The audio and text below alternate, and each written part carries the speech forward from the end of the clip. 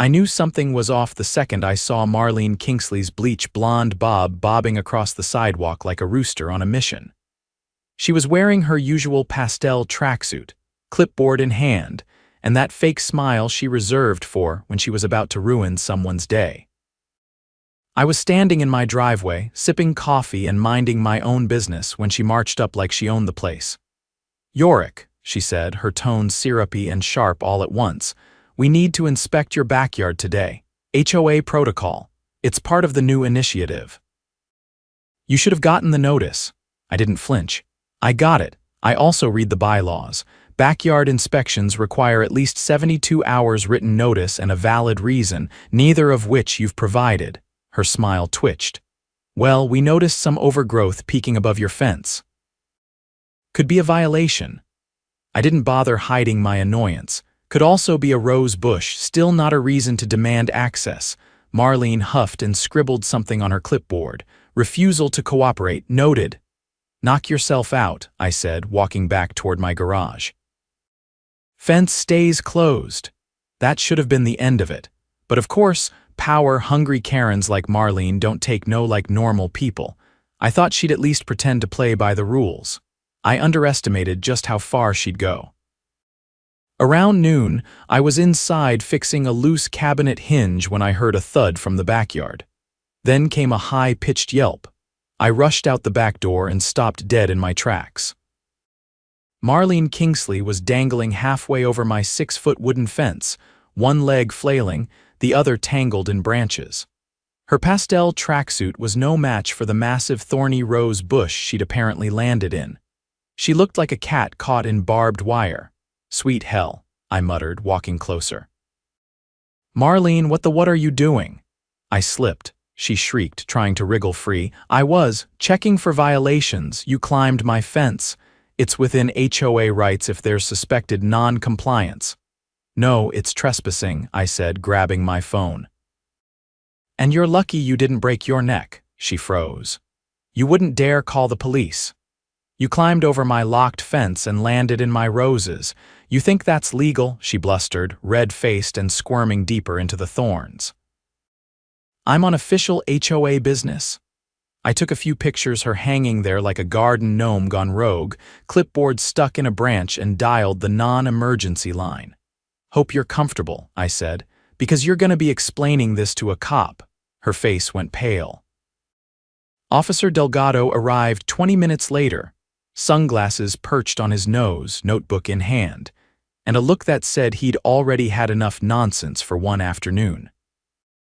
He stepped through the side gate after I pointed him around, stopping short at the sight of Marlene tangled in my rose bush like some deranged holiday ornament. "Ma'am," he said, deadpan, "you want to explain how you ended up in this situation?" Marlene had finally managed to sit upright, though the effort had left her hair matted and her pride visibly cracked. Her face, scratched in 3 places, twitched as she tried to regain control of the narrative. "I had probable cause," she declared, brushing a thorn off her sleeve. "There's a municipal clause that allows HOA officials to conduct emergency visual inspections." Delgado raised a hand. "Stop, I'm not asking about bylaws. I'm asking why you're physically inside this man's private, fenced yard without his consent." She hesitated. "Well, he's refused multiple requests to allow an inspection." "That's not justification for trespassing," he said, flipping to a fresh page in his notebook. "Especially not by climbing a 6-foot fence. You didn't even knock." "I did knock. He didn't answer." "I was in my kitchen," I said. "There was no knock. I've got a doorbell camera." Marlene glared at me but didn't argue. Delgado sighed. "All right. Let's get you out of the bush first." He helped her to her feet, avoiding the thorns with practiced ease. She winced as he guided her to the gate. "I'm going to need your ID," he said. "That's unnecessary," she snapped. "It is," he replied. "You entered private property without permission." "That's criminal trespass." Her face turned a deeper shade of red, but she handed over her license. Delgado turned to me. "Would you like to press charges?" I took a breath. "I'd like to file a formal complaint for now. I want this documented." This isn't just about today, there's been a pattern of overreach.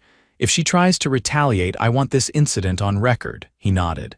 Smart. I'll log the report and forward it to the city attorney. You're well within your rights. Marlene opened her mouth, but Delgado cut her off. I'd advise you not to speak further without a lawyer, he said. Especially if you're acting under the authority of an HOA, you're not law enforcement, you don't get to bypass property rights. He left her standing on the sidewalk while he took my statement inside. I showed him the footage from the fence cam I'd installed a few months back just in case. It clearly showed her scaling the fence in broad daylight, no knock, no hesitation. That's pretty damning, he said, watching the clip play out. She didn't even try to conceal it. She's gotten too comfortable, I said. Everyone on this street's afraid of her. I'm just the first one to tell her no. He jotted something down. You might want to talk to your neighbors. If there's a pattern, a group complaint could carry more weight. Especially if the HOA's violating its own charter. When Delgado left, Marlene was already gone, her clipboard abandoned in my yard like a broken shield. I locked the gate and went back inside, but I wasn't done.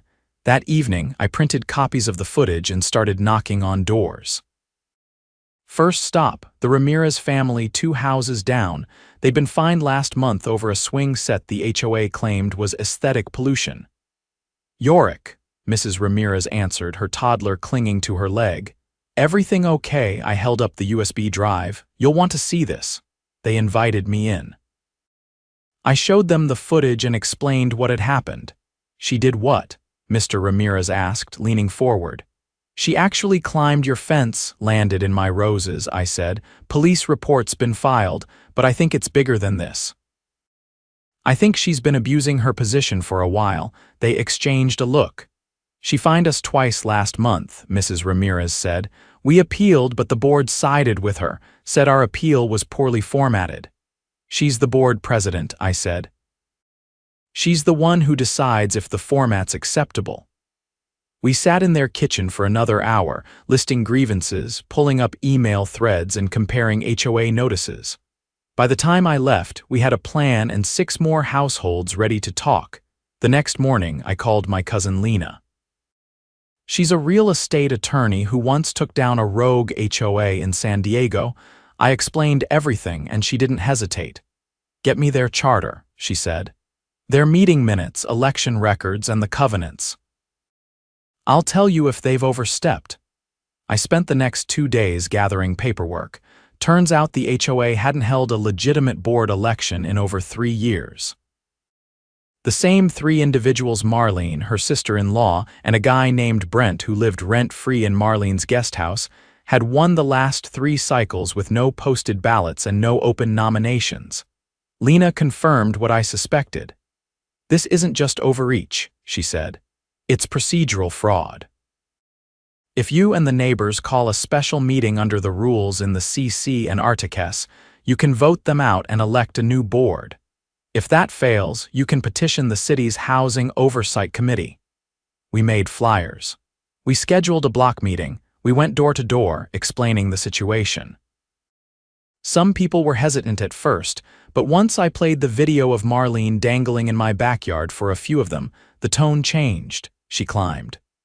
Wait, rewind that, said Mr. Greaves, the retired firefighter from across the street. She actually shimmied up the lattice like a raccoon. She landed face first in my roses. He laughed so hard he nearly dropped his coffee. She's lost her mind. By the end of the week, we had 15 households on board, more than enough per the bylaws to request an emergency vote of no confidence. We submitted our formal demand via certified mail, forcing them to call a meeting. Marlene tried to delay it. Claimed technical difficulties with scheduling, then said the room at the community center was overbooked. No one bought it. Lena had already coordinated with the city clerk's office to secure a space and issued a public notice. The meeting was happening, whether Marlene liked it or not. The night of the vote, the community center was packed. Even residents I hadn't met before showed up. Marlene sat at the front, nursing a bandaged wrist and trying to look composed, but the tension in her jaw betrayed her. When it was my turn to speak, I stepped up to the mic and played the fence footage on the projector. Gasps echoed across the room. "I'm not here to humiliate anyone," I said, "but we deserve better. This isn't just one bad decision, it's a pattern: unauthorized fines, intimidation. No elections, no transparency, that ends tonight." A few people applauded. Marlene stood, interrupting. "This is a smear campaign," she said. "You people don't understand what it takes to run a community."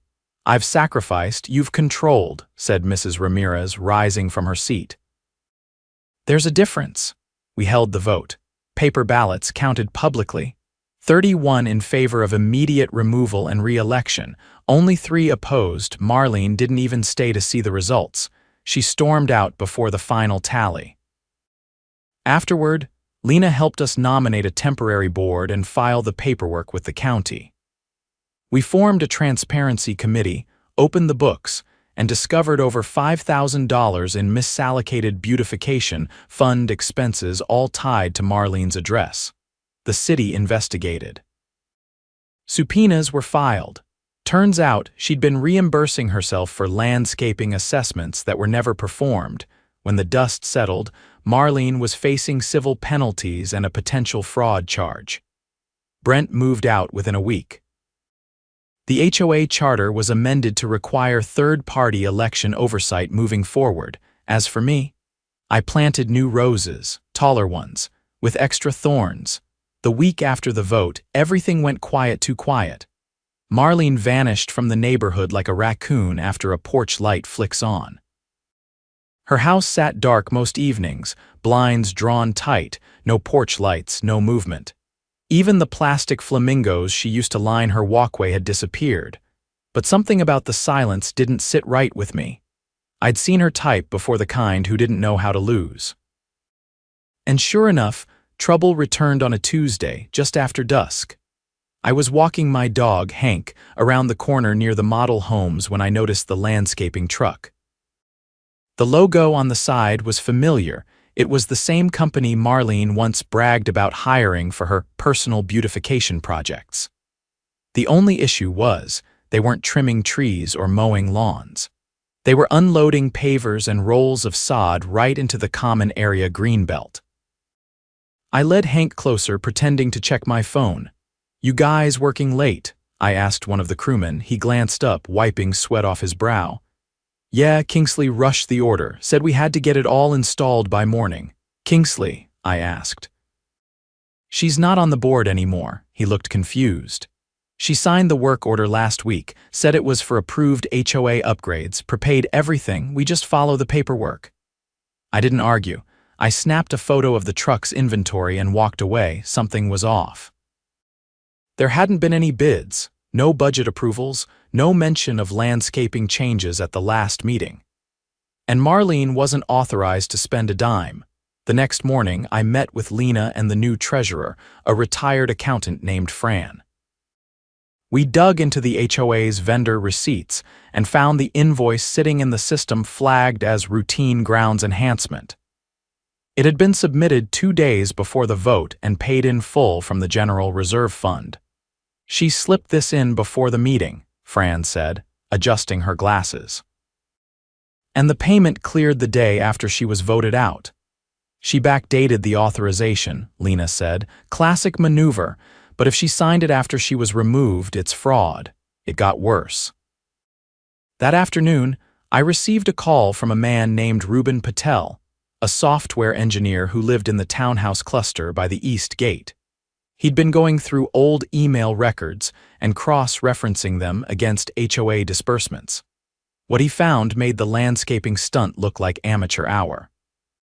"She rerouted irrigation upgrades to her own property," he said. "The HOA paid for new plumbing lines, but the pipes lead to her backyard. I traced the permits." I met Ruben that evening. He had a laptop full of documentation, permits, invoices, even a time-stamped drone image from 6 months ago showing a trench dug from the greenbelt directly to Marlene's side yard. "She buried the pipes under decorative gravel," he said. "I confirmed it by pinging the utility line map." The HOA paid over $20,000 for community irrigation improvements, and not a drop of water goes to the Greenbelt. We brought it all to Lena. She didn't hesitate. This crosses into grand larceny, she said. And if she tampered with public utility records to hide it, that's a felony. We compiled everything into a single file: bank records, vendor quotes, permit scans, drone images, and HOA meeting minutes. Lena handed it off to the district attorney's office the next morning.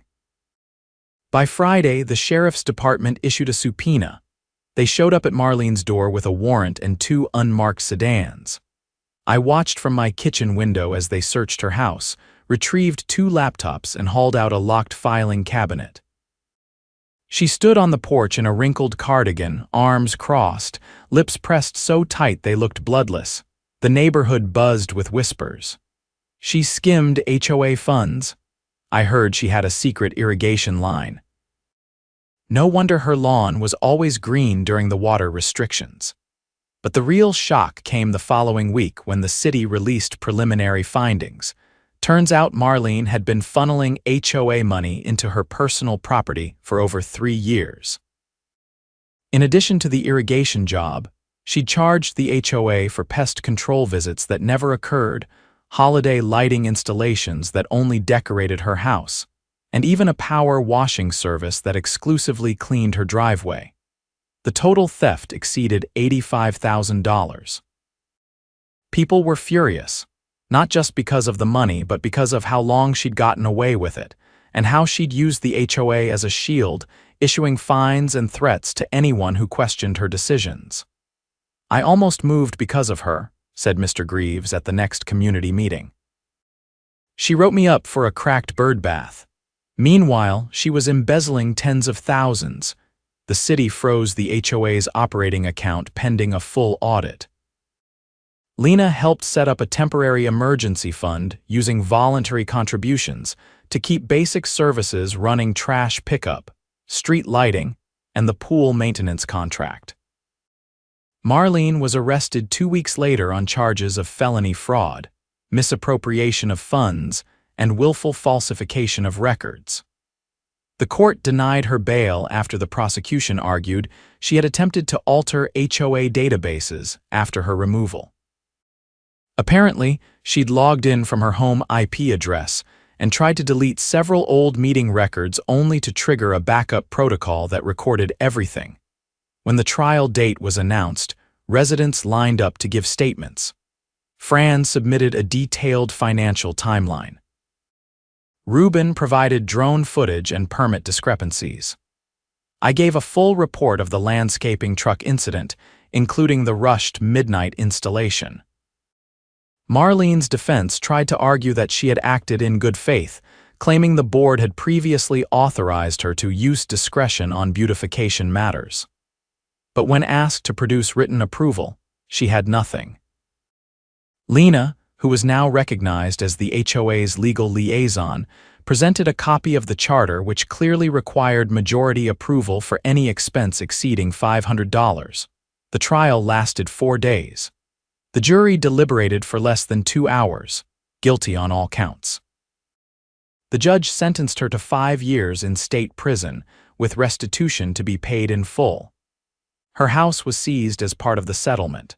The property was auctioned off, and the proceeds returned to the HOA's reserve fund. For the first time in years, the neighborhood felt light again. Kids rode bikes without being followed by clipboard patrols. People put up wind chimes and painted their mailboxes without someone photographing them.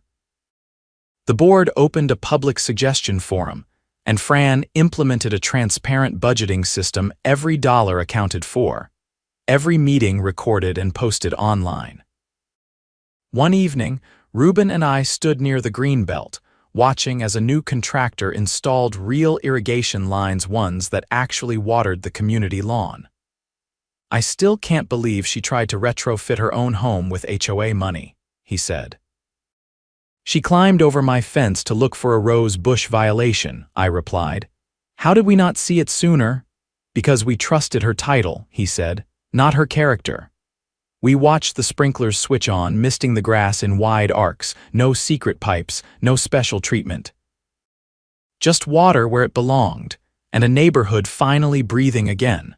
The first board meeting after the trial drew more residents than anyone expected. Folding chairs filled the community center's event room end to end, with some neighbors standing along the walls or leaning against the windowsills. The atmosphere was no longer tense or suspicious, it was expectant, like the moment before a new mayor takes the podium in a town that's just voted out a dictator. Fran sat at the head of the table, flanked by two newly elected board members, a retired paralegal named Cyrus and a school administrator named Delilah. Both had won their positions in a special election held a week prior, and neither had any prior connection to Marlene or her former associates. Their mandate was clear: transparency, fairness, and repair. I sat 3 rows back, behind Ruben and Mrs. Alvarez, who had brought a thick folder filled with old complaint letters she'd written over the years, none of which had ever been acknowledged, let alone answered. Delilah stood and addressed the room. "Before we begin with new business, we're going to open the floor. If anyone has questions about the audit, the election, or the future of this HOA, now is the time." A man near the back raised his hand. "My name's Darren. I moved in 6 months ago. I was told there was a community improvement fund I had to contribute to. I paid over $3,000. Is that money gone?" Cyrus flipped through a binder and found the page. "That fund was real," he said, "but it was never used for the community.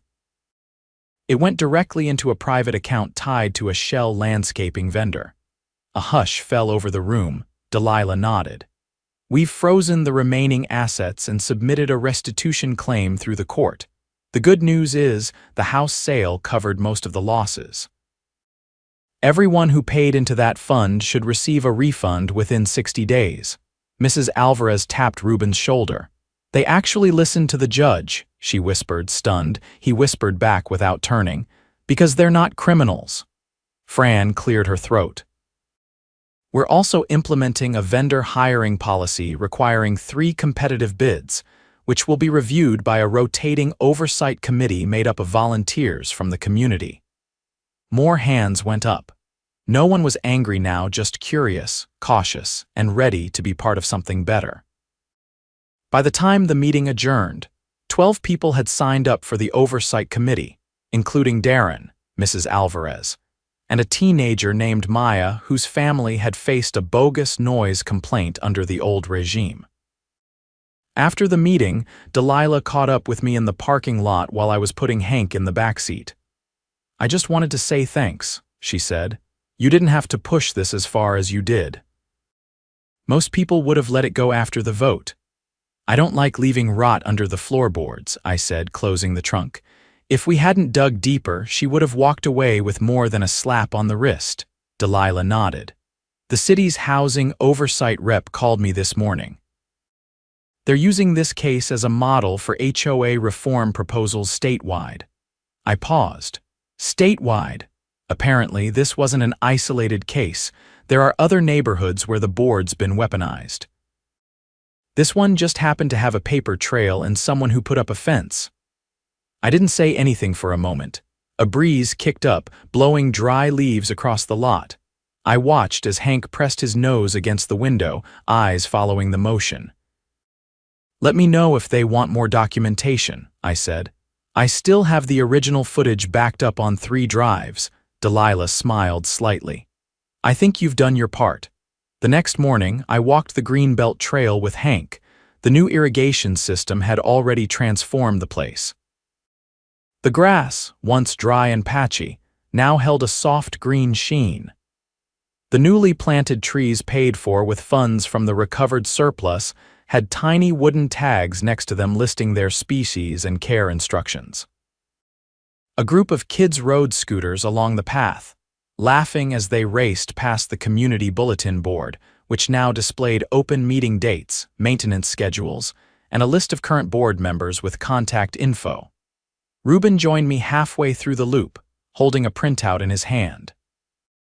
I ran another sweep of the old HOA server logs, he said, falling into step beside me. There's one thing left, something that doesn't quite add up. I raised an eyebrow. Go on. 2 months before the vote, Marlene approved a purchase order for a security camera system. But there's no installation record, no equipment delivery, and the supplier listed doesn't exist. Phantom invoice looks that way, but the amount was small, under $300. It didn't trigger any flags. I took the paper from him. The vendor listed was called Sentry View Tactical Ops, sounded more like a mall cop fantasy than a real company. Could be nothing, I said. Or it could be the start of another rabbit hole, he shrugged. I'll keep digging. At worst, it's a blip. At best, another breadcrumb. I folded the paper and tucked it into my jacket. Let me know what you find. Later that week, I received a package with no return address. Inside was a flash drive and a note written in all caps. You made a mistake. No signature, no other contents. I plugged it into an old laptop I kept offline. The drive contained a single folder labeled Meeting Backup. Inside were audio files, over 20 of them recordings of closed-door board meetings Marlene had held with Brent and her sister-in-law. They were raw, unfiltered, and damning.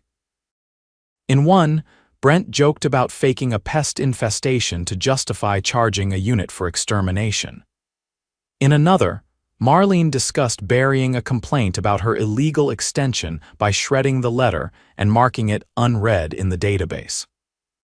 The most chilling file included a conversation about finding a reason to disqualify a neighbor from running for the board.